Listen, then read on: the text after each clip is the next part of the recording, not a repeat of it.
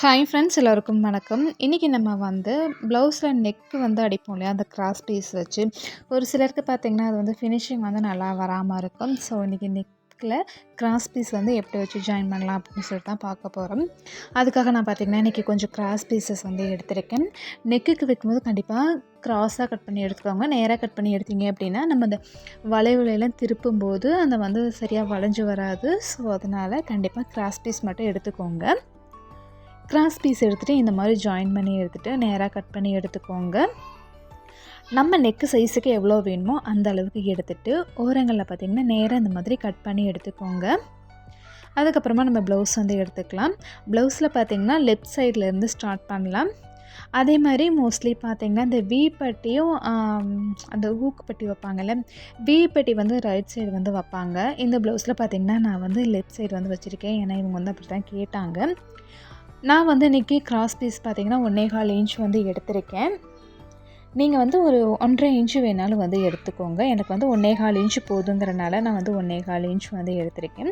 இந்த மாதிரி நல்லா ரெண்டாக மடிச்சுட்டு ஒரு 1/2 இன்ச்சு இல்லைனா 1/4 இன்ச் அளவுக்கு அந்த மாதிரி மடிச்சுட்டு நம்ம ஒரு லாக் ஸ்டிச் போட்டுட்டு இந்த மாதிரி பொறுமையாக மெதுவாக கொஞ்சம் கொஞ்சமாக நிறுத்தி அடிச்சுக்கலாம். எடுத்தோடனே ரொம்ப ஸ்பீடாக அடிக்கணும்னு அவசியம் இல்லை. ஏன்னா இது பொறுமையாக அடித்து, அதாவது நிறுத்தி அடித்தா தான் நீட்டாக வரும். ஸோ அதனால் நிறுத்தி அடிச்சுக்கோங்க. அதே மாதிரி நீடிலையும் பார்த்தீங்கன்னா நம்ம ப்ளவுஸில் ப்ளேஸ் ஆகிருக்க மாதிரி வச்சுக்கோங்க. நீடில் மேலே இருந்துச்சு அப்படின்னா இந்த ப்ளவுஸ் ஷேக் ஆகி அப்போ கூட கொஞ்சம் ஷேப் மாறும், இந்த நெக் ஷேப் அதனால் நீங்கள் நீடில் ப்ளவுஸில் இருக்கிற மாதிரி கீழே வச்சுக்கோங்க. பாருங்கள், இந்த மாதிரி பொறுமையாக நிறுத்தி அடிச்சுக்கோங்க. எனக்கும் ஸ்டார்டிங்கில் பார்த்திங்கன்னா அந்த நெக் பீஸ் அடிக்கிறதுக்கு சுத்தமாக வரவே வராது. அதுவும் அந்த பேக்கில் அந்த யூனிக் அந்த ஷேப்பு டோட்டலாகவே மாறிடும். நானாக பார்த்திங்கன்னா சரி இந்த மாதிரி அடித்து பார்க்கலாமே அப்படின்னு சொல்லிட்டு நானாக ட்ரை பண்ணேன். ரொம்ப சூப்பராக இருந்துச்சு ஃபினிஷிங். ஸோ அதனால் உங்கள் கூட ஷேர் பண்ணியிருக்கேன். கடைசியில் பார்த்திங்கன்னா அந்த எக்ஸ்ட்ரா பீசஸை கட் பண்ணிவிட்டு இந்த மாதிரி நல்லா மடிச்சுட்டு இதையும் ஒரு லாக் ஸ்டிச் போட்டு நம்ம கட் பண்ணிக்கலாம். அப்புறம் பார்த்திங்கன்னா அதில் பிசுரெல்லாம் இருக்கும் இல்லையா, அதெல்லாம் கட் பண்ணி எடுத்துக்கோங்க. ஏன்னா அந்த பிசுரெல்லாம் இருந்துச்சு அப்படின்னா நம்ம பீஸ் இந்த கிராஸ் பீஸை திருப்பி அடிக்கும்போது அது வெளியிலலாம் தெரிஞ்சிச்சு அப்படின்னா அந்த ஃபினிஷிங் நீட்டாக வராது. அதனால் கண்டிப்பாக பிசுரெல்லாம் இருந்துச்சு அப்படின்னா நீட்டாக கட் பண்ணி எடுத்துக்கோங்க. அதே மாதிரி இந்த எண்டில் பார்த்திங்கன்னா கொஞ்சம் தடிமனாக இருந்துச்சுன்னா அதையும் கட் பண்ணி எடுத்துக்கோங்க. இந்த மாதிரி நம்ம அடித்த கிராஸ் பீஸை திருப்பி விட்டுட்டு கிராஸ் பீஸுக்கு மேலே தையல் போட்டுக்கோங்க. ப்ளவுஸ் மேலே எதுவும் போட்டுறாதீங்க. கிராஸ் அடிச்சிருக்கோம் இல்லையா, அதுக்கு மேலே தையல் போட்டுக்கோங்க. பாருங்கள், நான் போட்டு காமிக்கிறேன். எப்பயுமே ஸ்டார்ட் பண்ணும்போதும் சரி எண்டுலேயும் சரி ஒரு லாக் ஸ்டிச் போட்டுக்கோங்க. அப்போ தான் தையல் பிரிஞ்சு வராமல் வரும். பாருங்கள், இந்த மாதிரி அந்த கிராஸ் பீஸ்க்கு மேலேயே தையல் போட்டுக்கோங்க. இதுவும் பொறுமையாகவே ஹேண்டில் பண்ணலாம். நமக்கு அவசரமாக இருக்குது, ஸ்பீடாக தைக்கணும் அப்படின்னு சொல்லிட்டுலாம் தைக்க வேண்டாம். ஏன்னா நம்ம பொறுமையாக தைச்சோம் அப்படின்னா கண்டிப்பாக நம்ம ப்ளவுஸ் ரொம்ப ரொம்ப நீட்டாக வரும். நானும் ஸ்டார்டிங்கில் கற்றுக்கிறப்ப பார்த்திங்கன்னா ரொம்ப ஆர்வத்தில் இந்த மாதிரி ஸ்பீடாக தைச்சி பெருசாக ஃபினிஷிங் நீட்டாக வராது. அதே மாதிரி நான் கிளாஸ் போன இடத்துல எனக்கு சொல்லிக் கொடுத்த அந்த நெக்கு எனக்கு அந்த கிராஸ் பீஸ் அடிக்கிறது எனக்கு கரெக்டாக வரல. நானாக கற்றுக்கிட்டது எனக்கு ரொம்பவே யூஸ்ஃபுல்லாக ரொம்ப நீட்டாக வருது.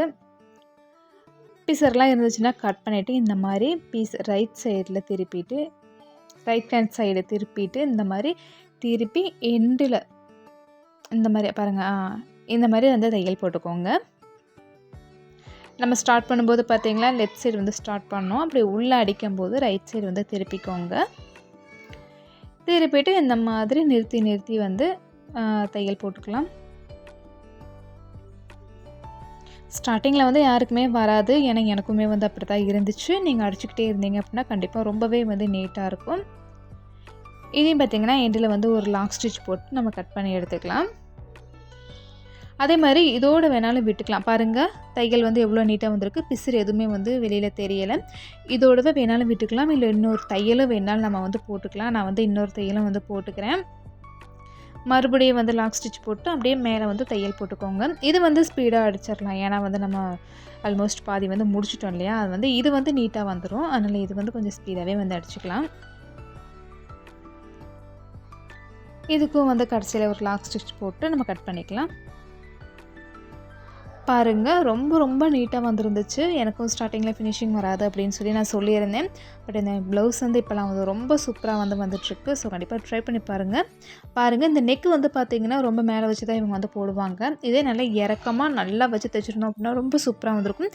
ஃபினிஷிங் பாருங்கள் எவ்வளோ சூப்பராக வந்திருக்கு. பிசுறு எதுவுமே வந்து தெரியல. அதேமாரி என்னோடய வாய்ஸ் எப்படி இருந்தாலும் கொஞ்சம் அக்செப்ட் பண்ணிக்கோங்க. ஏன்னா நான் வாய்ஸ் ரெக்கார்ட் பண்ணி பெருசாக வீடியோ போட்டதில்லை. அதனால் கொஞ்சம் ஸ்டார்டிங்கில் வந்து பதட்டமாக தான் இருக்குது. ஸோ இந்த வீடியோ உங்களுக்கு பிடிச்சிருந்துச்சுன்னா keep supporting me. Thank you.